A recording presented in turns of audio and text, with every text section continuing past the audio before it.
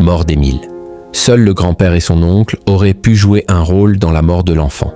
Selon nos confrères du Nouveau Détective, dans le cas où la piste du crime intrafamilial se confirmait, seul Philippe Vedovini et son fils Maximin, le grand-père et l'oncle d'Émile, auraient eu un rôle actif dans la mort du petit garçon. Le petit Émile a été inhumé le samedi 8 février 2025 dans la matinée à Saint-Maximin-la-Sainte-Baume. Depuis, les enquêteurs poursuivent leurs recherches afin de déterminer les circonstances de la mort du petit garçon âgé de 2 ans et demi. Depuis plusieurs semaines, les enquêteurs étudient la piste criminelle.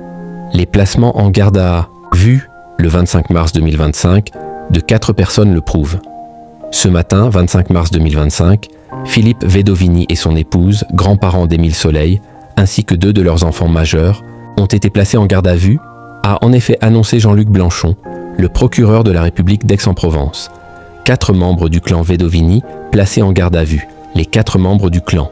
Vedovini ont dû répondre aux questions des enquêteurs pour des chefs d'homicide volontaires et recel de cadavres par les enquêteurs de la section de recherche de la gendarmerie de Marseille. Ces placements en garde à vue s'inscrivent dans une phase de vérification et de confrontation des éléments et informations recueillis lors des investigations réalisées ces derniers mois. Les enquêteurs procèdent par ailleurs à des opérations criminalistiques en divers lieux du territoire. Une nouvelle communication interviendra à l'issue des actes en cours, précisait également le procureur.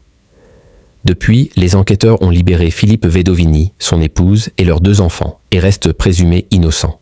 Néanmoins, selon nos confrères du Nouveau Détective, dans le cas où la piste d'un crime intrafamilial se confirme, seuls 2 membres du clan auraient pu jouer un rôle majeur dans la mort d'Émile. Le grand-père et l'oncle d'Émile seuls acteurs. Majeurs dans la mort d'Émile? Si une telle hypothèse voit le jour, c'est en partie suite à un témoignage d'un voisin éloigné des Vedovini, également dévoilé par le Parisien, qui assure avoir aperçu Émile, le samedi 8 juillet 2023, descendre seul la rue.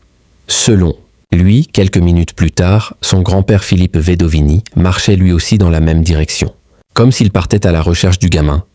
Ce voisin ne l'affirme pas.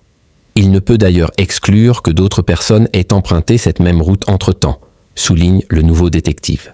Par ailleurs, nos confrères indiquent que dans le scénario imaginé par les gendarmes, un membre des Vedovini serait parti chercher Émile et se serait laissé emporter par la colère.